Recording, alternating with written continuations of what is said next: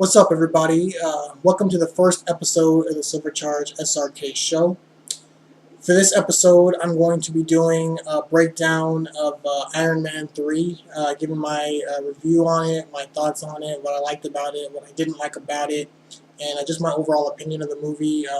This review does contain spoilers, so if you haven't seen the movie, now is a good time to click off or go watch it and come back and watch this video. Like I said, this is the first episode of the Silvercharge SRK show, and I wanted to start off with this topic. So let's go on and get to it.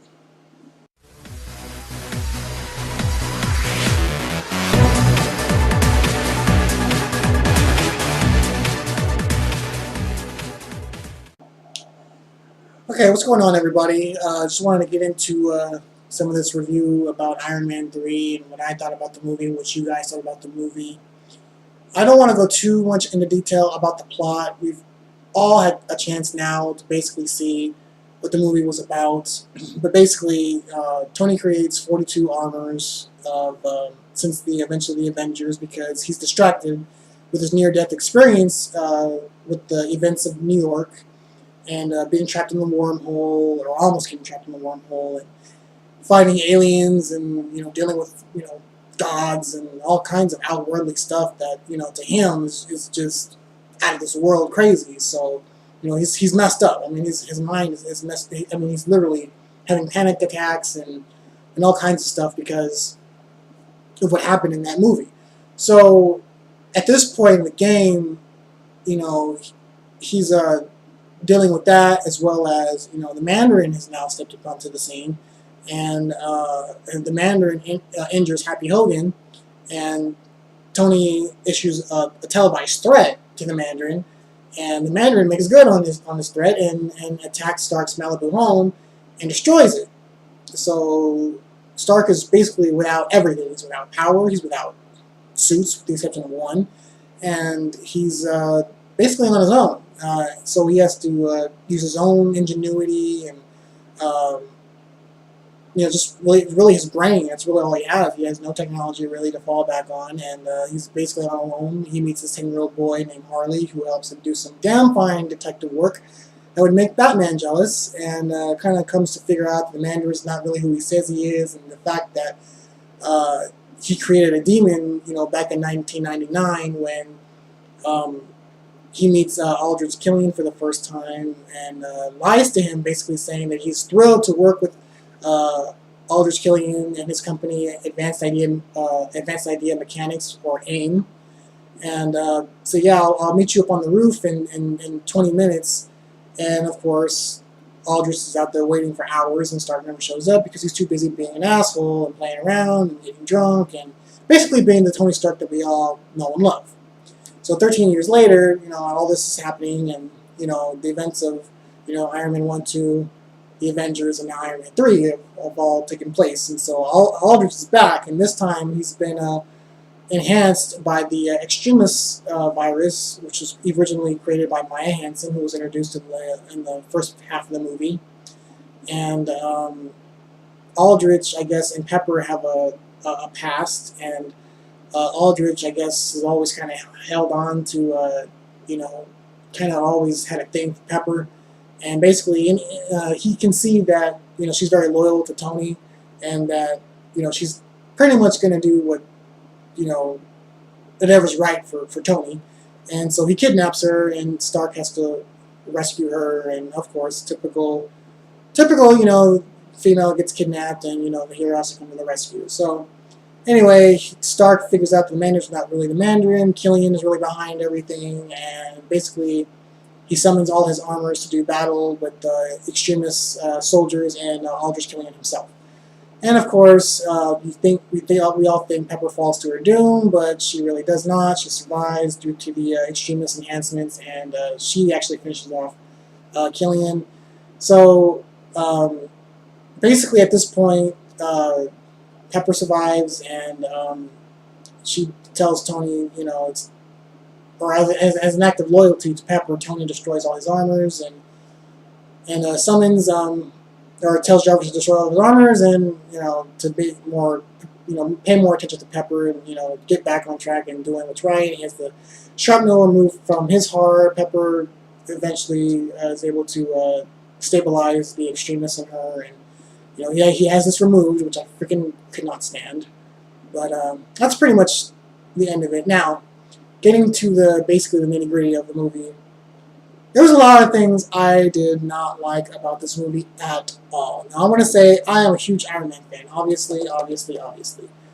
I've loved Iron Man since I was a child. Alright, I mean, everybody, loved Batman and Superman and, the X-Men, Spider-Man, and all that good stuff. I was always an Iron Man fanboy, always. I've always had a thing for technology, and Iron Man, he's always just been one of my favorite characters in general. So, back in 2008 when Iron Man was introduced, it was like, hell yeah, it was like a dream come true. I never thought we would ever get an Iron Man movie because Iron Man is not really a typical character.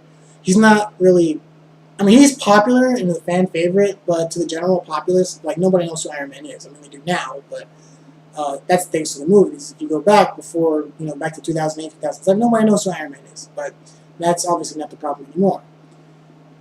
So with this movie, I actually loved Iron Man 1 and 2. A lot of people hated 2. I don't know why people were so hard on 2. I mean, I thought it was fine the way it was, but a lot of people just really did not like 2. And of course, the success of the Avengers was just phenomenal. There's no debating that. That's probably the best superhero movie ever. Yes, greater than The Dark Knight, or all three Nolan trilogy movies. All greater than all of those. So anyway, Iron Man 3. We all know about the twist with the Mandarin. I'm not going to lie to you.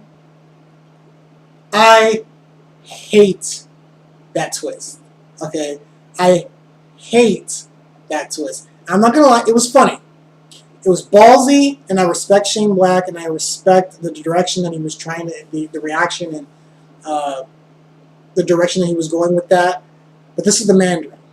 Okay? Iron Man does not, and I'm an Iron Man fan, Iron Man does not have the greatest rogue gallery in superhero folklore. He doesn't. You want to talk good rogues, you got Spider-Man, great rogue gallery. You've got Batman, great rogue gallery. Superman, Iron Man is just not a character who has great villains. To be quite honest, most people don't know who Iron Man's rogues are.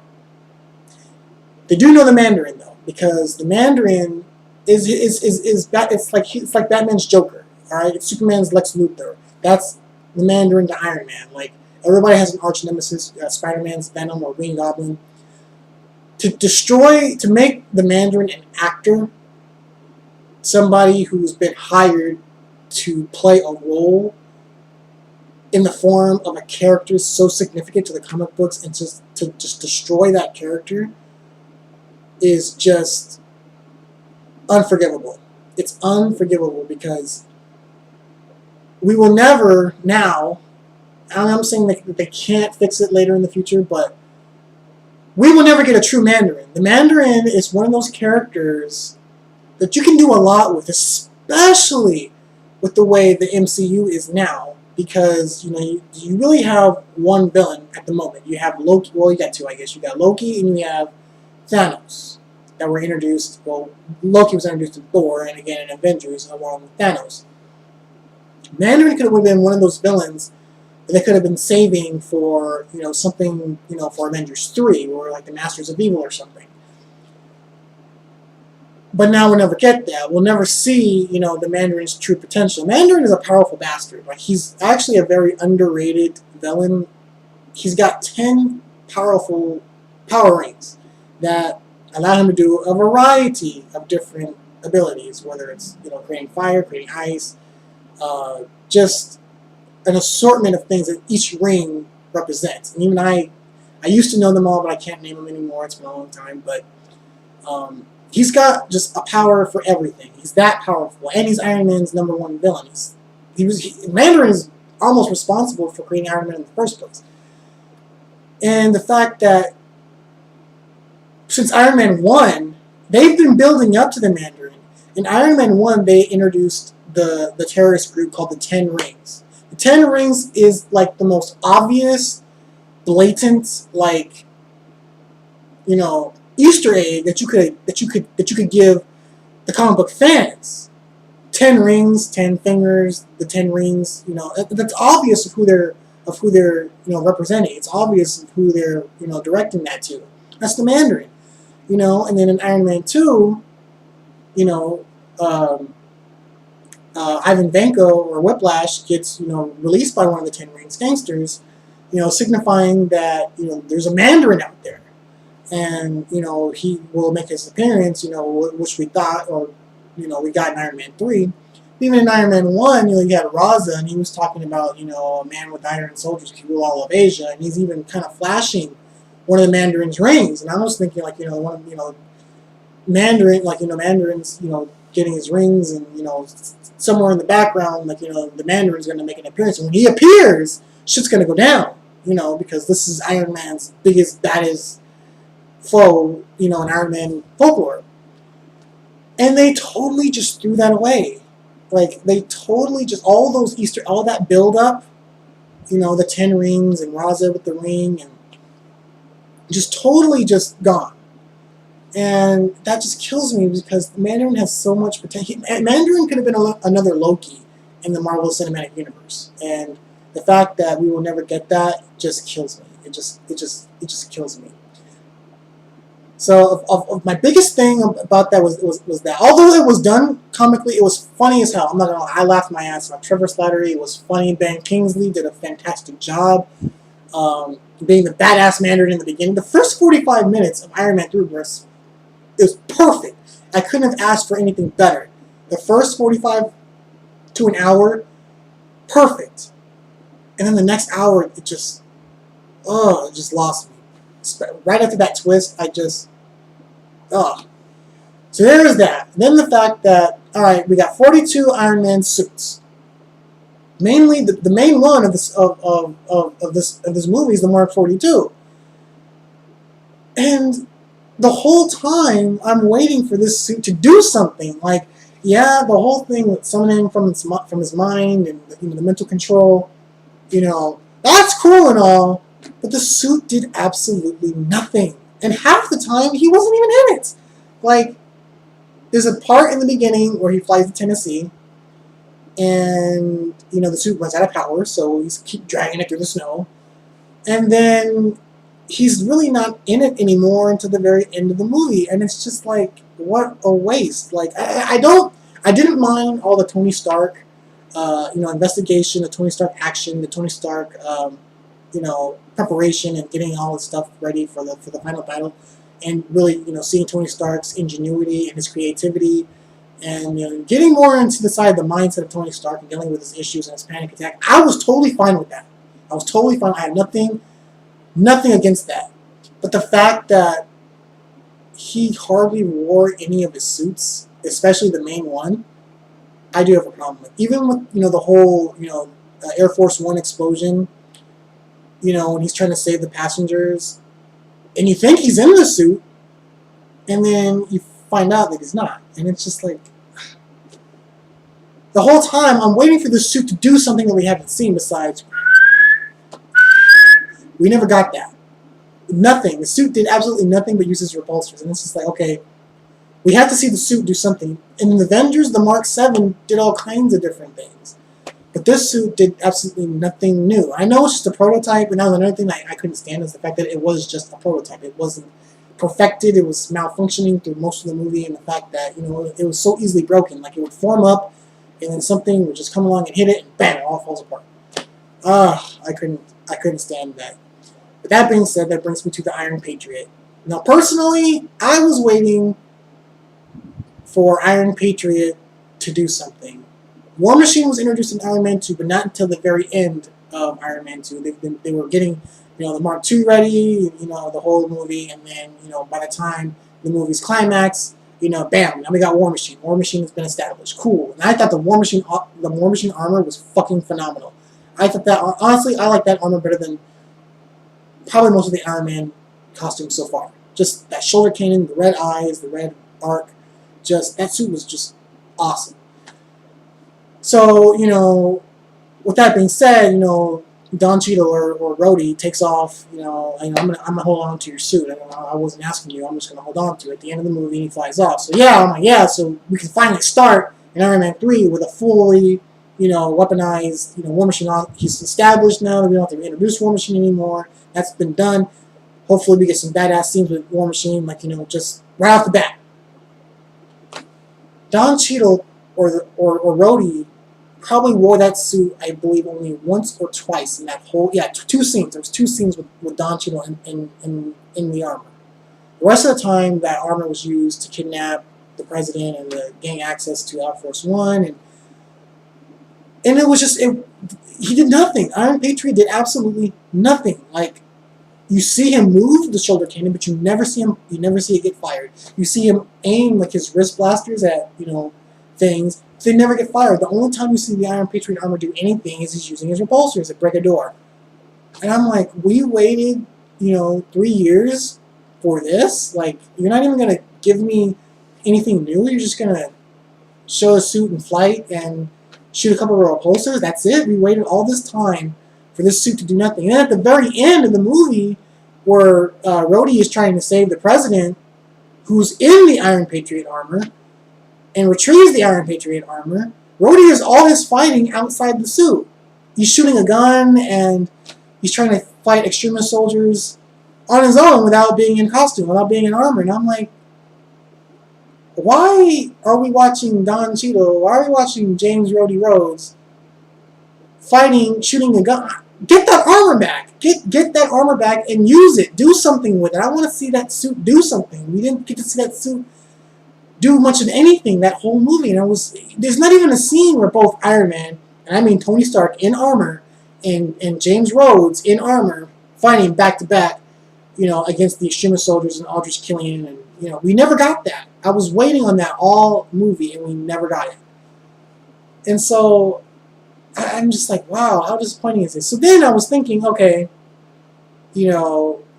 once backup comes and all the Iron Man armors come to rescue Tony and Rhodey, one of the suits lands in front of Tony, and like Don Cheadle's like, okay, yeah, give me an armor. Now I'm thinking, okay, so they're going to, he's going to get, a different type of armor to, go save the president, so that way he can retrieve his original armor and, use it. Never happened. Nothing. He did all his fighting on the outside of his costume. I could not stand that. And of all the 42 armors, most of them were just background suits, which I expected for the majority of them, because designing 42 suits and giving individual action scenes to 42 individual armors would have been tough. However, there were several suits introduced before the movie was released, and it had you kind of looking forward to them. And they were like the main ones out of the selected 42, besides the Mark 42, and they were the Heartbreaker armor, which is the armor that has the big chest piece on it, and the badass looking helmet, kind of like a Spartan. You have the Shogun armor, which is all silver with the no mouthpiece. You had the Gemini armor, which is the space suit, the white suit, with the gold faceplate and the silver lining on it. You have the Silver Centurion, which Stark actually does wear for a very short time, which is pretty fucking awesome. And you had Igor, which is literally, you only see Igor literally for 10 seconds, maybe, if that. And you had, what was the last one? Red Snapper. You see Red Snapper, and Red Snapper pretty much gets killed off, or destroyed right when it's introduced, which I couldn't stand. And that was it. There's really no cool action scene with the Gemini armor, with the Heartbreaker armor, which is my favorite of all the new suits. The Heartbreaker armor just looks sick, and I was just waiting for the Heartbreaker. I was waiting for somebody to don that suit. I was waiting for somebody to put it on and just do something phenomenal with it. Or if no one was, piloting it, just have that suit do something. Nothing. It did nothing. None of the armors that were revealed did really anything, and hardly had any screen time. I hated that. Why go through the trouble and create and make up these badass looking armors and really don't get anything out of it? He does. Stark does don the Shogun armor, and he does don the Silver Centurion armor, which is more red than silver. And that's really it. Like, those are the only, and besides the Mark 42, was really the only, he wore the Mark 7 earlier on in the movie too, but those are really the only armors that he wore, and I was just like, so disappointed with all of this. I'm just like, what were we waiting for? Like, we were waiting for this, and we got nothing. Like, and they're easily destroyed. Like, all these armors, like, you've seen, like, the Mark 6, took a beating in the Avengers. It took, you know, a straight-on lightning bolt from Thor, a fight with Thor. It took, you know, being caught in the helicarrier propeller. You know, it took on a blast from the Tesseract. It took on, you know, a lot of stuff in that movie. Throughout the whole movie, that suit's just getting battered. And all these other armors in Iron Man 3, they're getting destroyed like nothing. Like, just a couple of punches or, you know, attacks from an extremist soldier is enough to take out an Iron Man armor. And I'm just like, dang, man, was it quantity over quality with these suits? I mean, what's the deal with them? Like, they're just easily broken. And I get that, you know, they wanted to destroy them off to make room for something else in the future. I get it, but in the clean slate protocol, he builds all those armors. I mean, at least keep the main one, like the Red Snap, or I know that one got destroyed, but the Heartbreaker, the Gemini, the Shogun, the Silver Centurion, Igor, those ones should have been saved, along with the Mark 42. And the original 7. I couldn't stand the fact that the original 7 armors were destroyed. The original 7. You know, and I really, really, really wish they would have incorporated those armors into the final battle scene, especially the Mark 1. But, you know, that's just the fanboy in me. But, all in all, I liked Iron Man 3. It was more of a comedy than anything else. I did like the comedy. I did like the twist with the Mandarin. On the humor side of it, but I couldn't stand the fact that they just threw Iron Man's #1 villain away. And the fact that at the end of the movie, Tony Stark has this removed. And, you know, there was just so many things that was just disappointing. The movie is good. The movie's good. I'm not going to take that away, but so much wasted potential with some of these things. The Iron Patriot was just useless. He did absolutely nothing. And I really don't even like the Iron Patriot, to be honest. I didn't like the color scheme. I mean, it's, you know, War Machine 2.0, if for those of you who know what that is or have seen the concepts of War Machine 2.0 from the Iron Man 3 Prelude comic, that was a badass suit. That was an awesome redesign of War Machine that I wish we could have saw, at least for a scene before the repaint of Iron Patriot. But again, it's just a fanboy in me coming out. All in all, I liked Iron Man 3, but now you've heard my rant. Let me know what you guys think about the movie. I personally, I loved it. I've seen it 3 times. I'm going to see it a 4th afterwards, because there's a whole bunch of movies coming out now. Great Gatsby was released yesterday, and I'm going to watch that probably tomorrow. I think Star Trek is next week, so there's some things coming out. And then before it leaves theaters, I will go back and watch Iron Man 3 for the 4th time. Just to kind of wrap it up, because I'm a huge Marvel fan, I'm a big MCU fan.